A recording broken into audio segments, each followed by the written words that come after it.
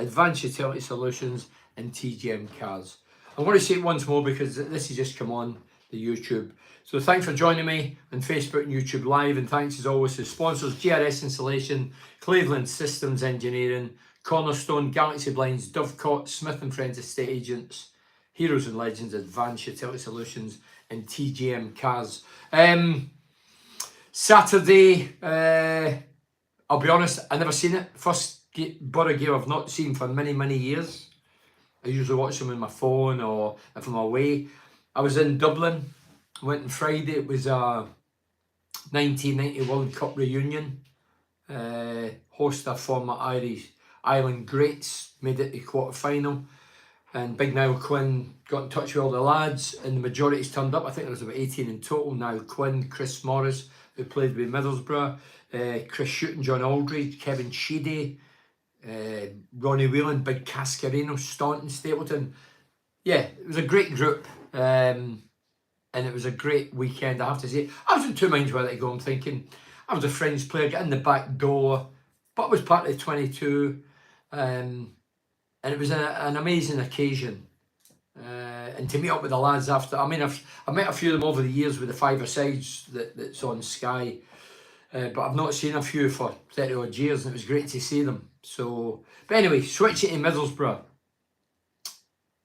Facing Luton Saturday, we know we're still in the hunt to finish that top six. Me personally, I don't think we'll make it. I don't think we're good enough. We're too inconsistent. It could happen, but I think there's 8 teams chasing one position now.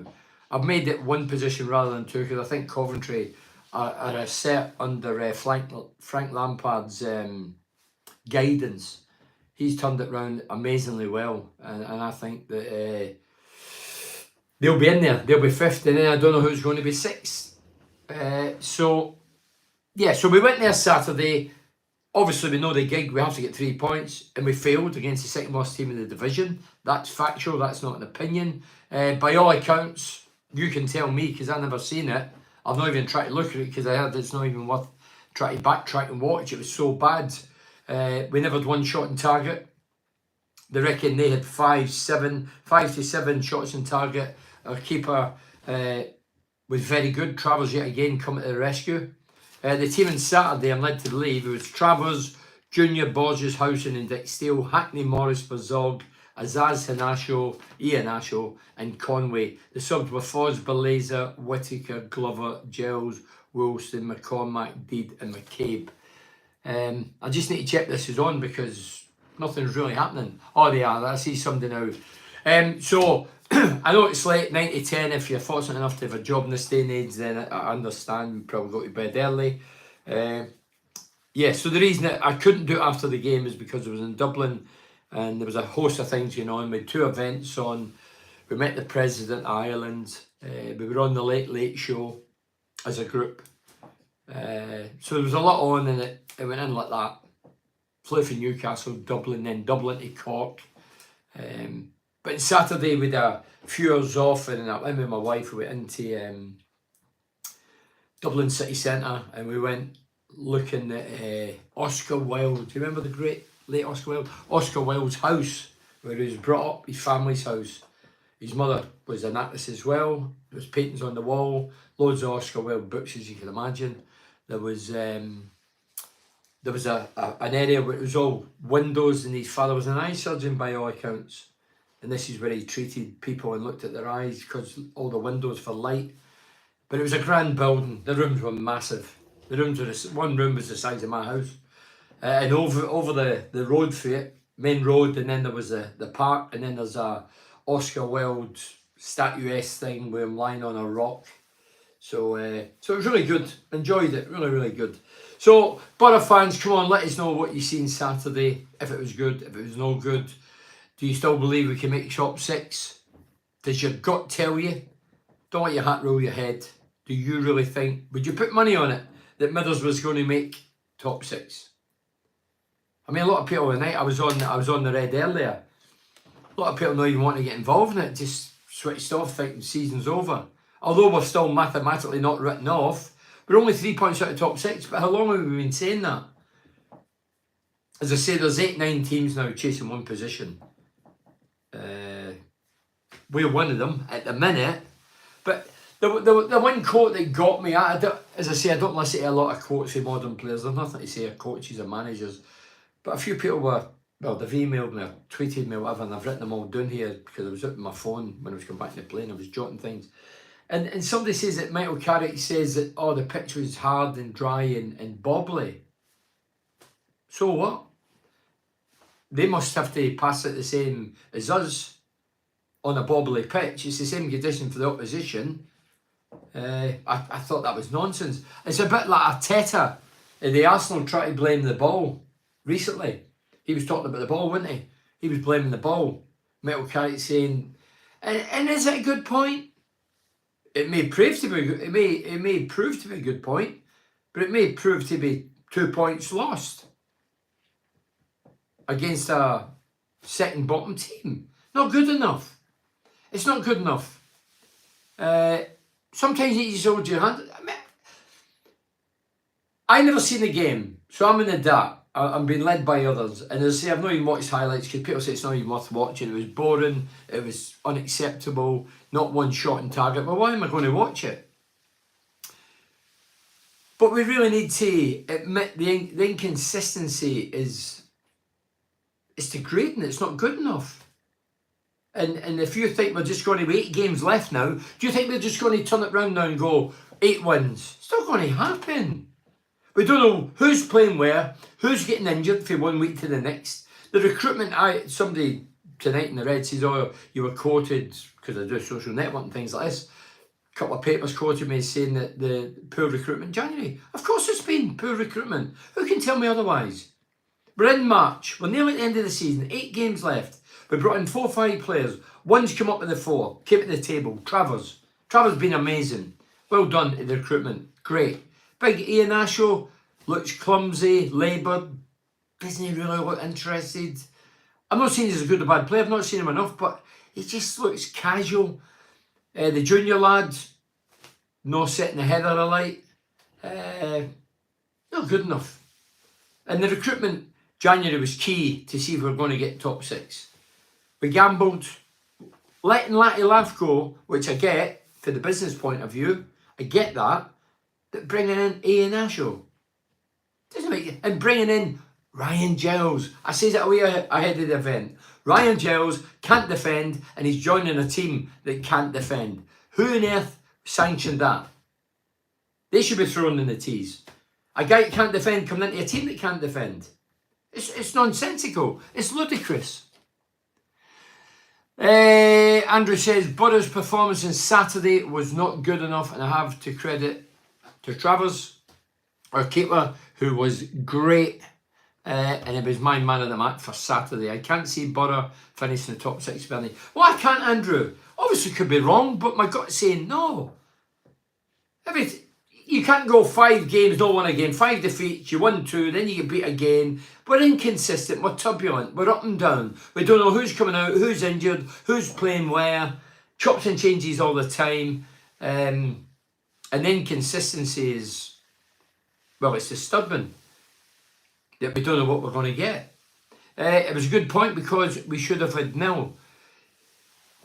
Every away point over my career and thereafter, you always class an away point as a good one. But in our position, we don't know if it's a good away point. Me personally, I don't think it is a good away point. You're playing a crap team who are struggling, huffing and puffing, odds on to get relegated. And they, by all account, first half they could have been 3 or 4 up, but for the heroics of Travers. So it's the whole thing you're looking at. Yeah, we got a point, but no shots in target. No shots in target. Johnny Way says, you missed nothing in Saturday, Bernie. It's mind-boggling how we've gone from scoring 5 against Luton early in the season to not being able to string 5 passes together. I used to be 3, John. We look like a bunch of strangers on the pitch. Out of the players we own, who would you keep for next season? Out of the players we own. It's a tough one, John. I was asked that tonight on the Red radio, and the Travers guy will go.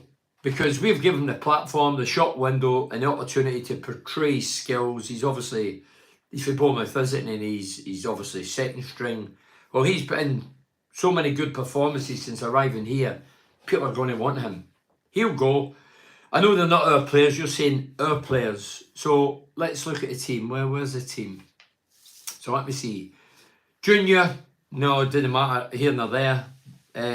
Borges, I'd keep Borges. Howson, would they give him a year? Probably not.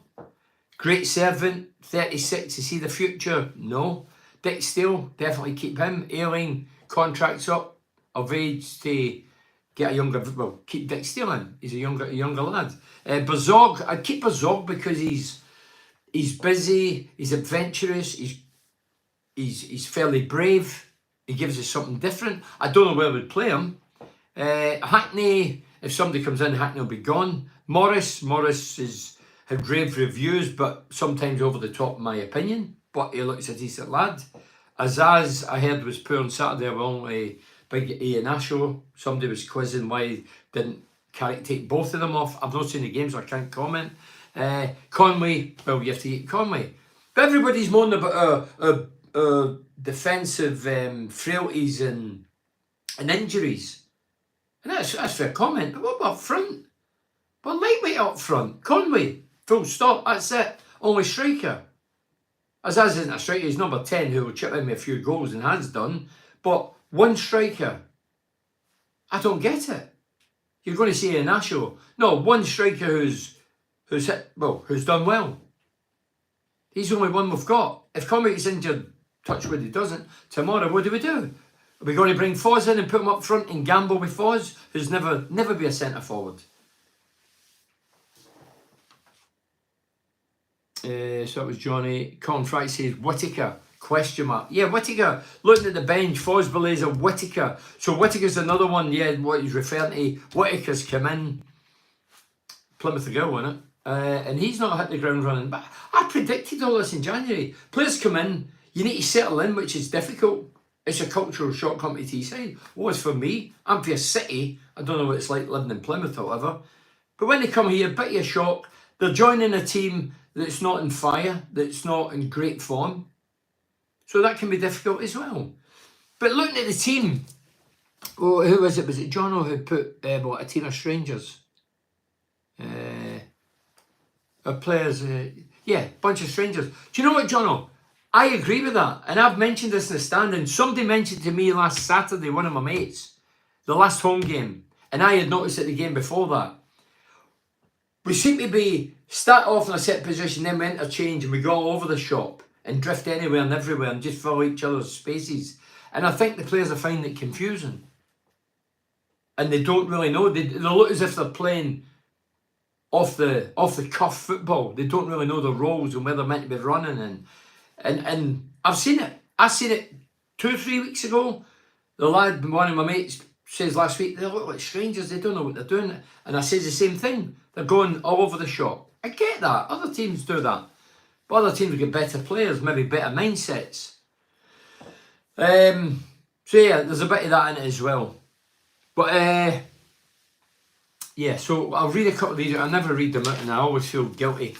And by the way, there was no podcast, obviously, because I was in Dublin. I went Friday, came back today. Didn't get back to 3:30. But it was a great weekend and loads of great stories. On stage and off stage. The ones off stage were obviously better, but we couldn't air them. Steve says, we have nothing. Conway, like a chicken with no head. Not getting a supply. Azaz, oh my God. OMG. One of our 2 decent passes or shots, then that's it. Mismatch of a squad. Yeah, I mean, Michael Carrick went record, was it January? Or before January? He says this is the best squad he's had. Was he meaning numbers? Was he needing quality? I don't think he actually touched on what he was actually talking about. Well, he's talking about the squad, but I don't know if he's cherry picking the quality in the squad or the numbers of the squad. But I've seen the better squads than this, dear me. I would give Housen another year. He could still fill in for injured players, Colin Fryatt. I get what Johnny Housen, great ambassador. Still a fit lad, still doing the gig. I don't know how he done on Saturday, but If they're having 7 efforts in goal, somebody's to blame along the back line. Maybe Howson was out of position and maybe out of sync, along with Borges, and the fullbacks maybe struggling as well. I don't know, I've never seen it. But Howson, short term, can fill the centre-half role, but long term he can't do it.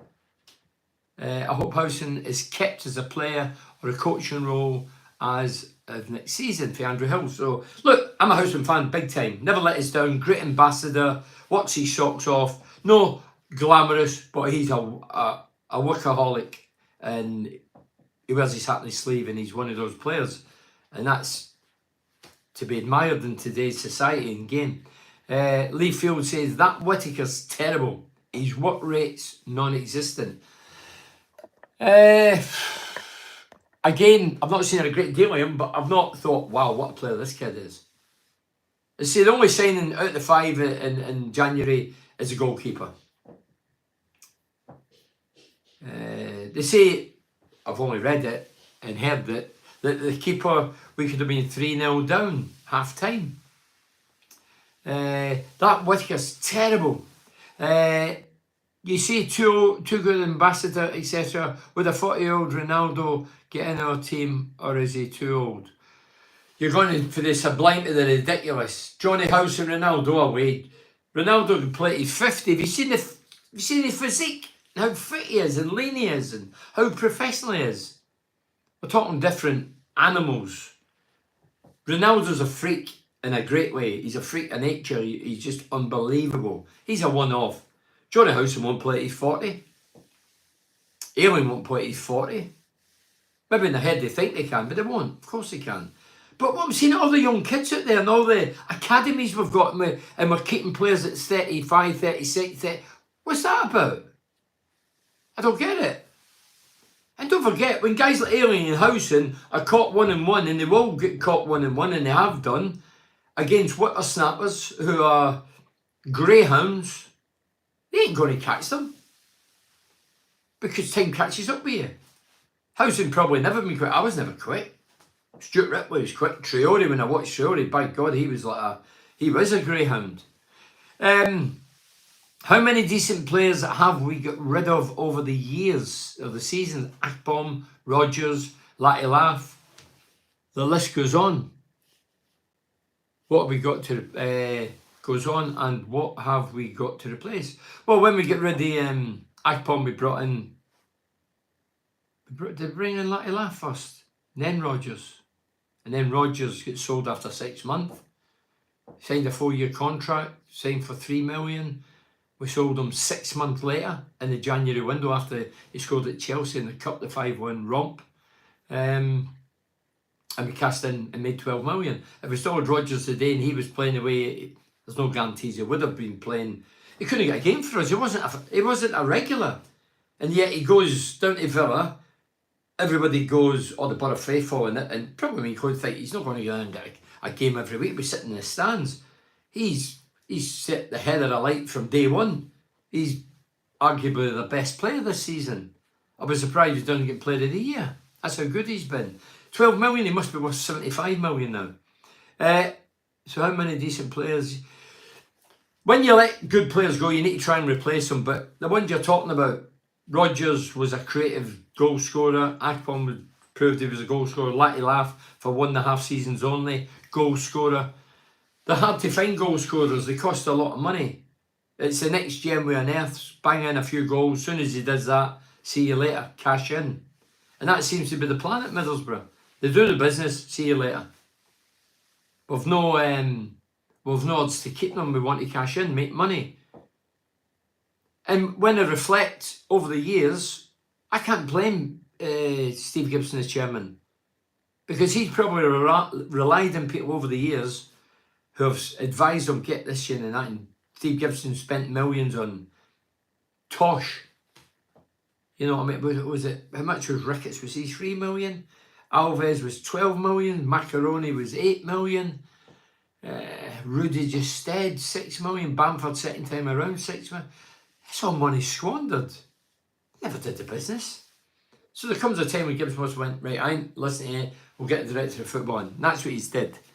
And now it's about money. We must have made 30 million plus, but where's the money gone? Well, Steve, again, I always say it, and I've never been good at maths or arithmetic. It's not a cop-out from my point of view. I don't know the financial structure of Middlesbrough Football Club. There's only one person, two people that do, Steve Gibson and the chief exec. And Steve Gibson, after, I've said this a few weeks ago, in my opinion, after being through as a young director, when I was a player there in 85, he's seen the devastation of bankruptcy and liquidation, and he's seen that firsthand and seen the trouble it got us into. And he's probably thinking, I ain't taking a chance now. I'm never going to get into that predicament. I'm chairman now. I was a director then, and it affected me, but now I'm chairman. I ain't letting my hometown club get into those difficulties again, financially. So maybe, and there is a time, instead of keep ploughing out, you have to start bringing money back. If you're a businessman, or there's a time you put money in, and then the idea is to get money back eventually. But Steve Gibson, when you listen to these so-called financial advisors, local ones, there was a guy a few weeks ago, I don't know who he is, what he is, but I was listening to a bit of his chat, and he was saying to Steve Gibson, you know, the money he's getting, he's more or less investing back in Middlesbrough. I'm not clever enough to get involved in the financial side. I still don't get this financial fair play thing. I still don't get it. Man City spend what they want, Newcastle can't spend what they want. So, talk about Newcastle. They won a cup, dear me. The trophy virgins have won a cup. What are we going to do? What are we going to do? We used to have the big banner, didn't we? Behind the goal, trophy virgins, when the team ran out on a Saturday up there. And used to make me laugh. Not anymore. They called it a tin pot. Yeah, it's a nice tin pot. So basically no potential of promotion because we're selling our players.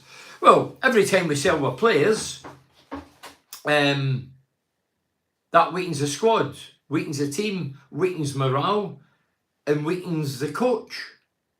Carrick as a coach is dictated by who he's given and who's the club's letting go. Obviously, Carrick, there's certain things that Carrick has to take on board and think, that's my fault, but there's certain things that's not his fault. Everybody's putting their tuppence within, but only one guy will carry the can. Selling good prospects shows where the club's ambition is. We were going to be a championship club for the foreseeable future. I understand Gibbo's stance, but I doubt deep down he wants us. He doesn't want us in the Premier League. Well, Steve, a lot of fans say that, but I've got mates who travel the country, spend a fortune watching the beloved Middlesbrough, and I admire that. But they're forever saying to me, we don't want promotion. I think, well, why are you supporting a team with no ambition? If you don't want promotion as a player, then you've no ambition in you. If the club doesn't want it in the Premier, it lacks ambition. Selling your best players sometimes indicate you're not really going for it. So, if every January, I thought, and I don't know, it might have took place, but I've said this before, if I was in Michael Carrick's shoes, I'm a different animal, vocally, than Michael, I'm sure. I'm more hot-blooded and opinionated than Michael. Michael's a cool, calculated guy. But if it was me, Michael Carrick signed a new contract last summer. Sure he did, 3-4 year. If that was me, and I was talking to Steve Gibson, I said, listen, Steve, you let Rodgers go in January, last season, and bad time to sell a player for me and everybody else. I get you as a businessman, but if I sign a new contract in the summer, which he did, could you promise me one thing? Don't you put in a contract, just promise me, if we're in a good position, top 6, you don't sell any of our players, and give me the best chance and opportunity to get in the top 6. I don't know if that conversation took place, but if it did, then the chairman wasn't listening. As I say, I'm only hypothetically talking what I would say. I would definitely say, listen, promise me, before I sign a contract, promise me, you don't have to put in a contract, but verbally tell me, you won't sell any of our best players if we're in the top 6 come January. Because that will dent our faith and ambition of getting in the Premier League. And it did happen. So then Carrick gets the rug pulled from under his feet. The players' confidence drops because the best striker's gone. It affects it. It's got a knock-on effect to everybody. It's like when the steelworks closed down, shops closed down, businesses closed down. It's got the knock-on effect. Well, selling your star striker knocks confidence of players. It questions the ambition of the club because the players don't know about the financial side. They'll about it myself, and it affects everybody. Do you genuinely think we have any chance of making and winning the playoffs? My opinion, Ken Lucian. My opinion, no, I don't think we're going to make it. We've got a chance because we're still mathematically in there, but no. 8 games left, we'll be lucky we won 3. The inconsistency of a season. No. We've still got, no, in this order, I think we've got Oxford after the international break, and then we're talking about, you've got Leeds United,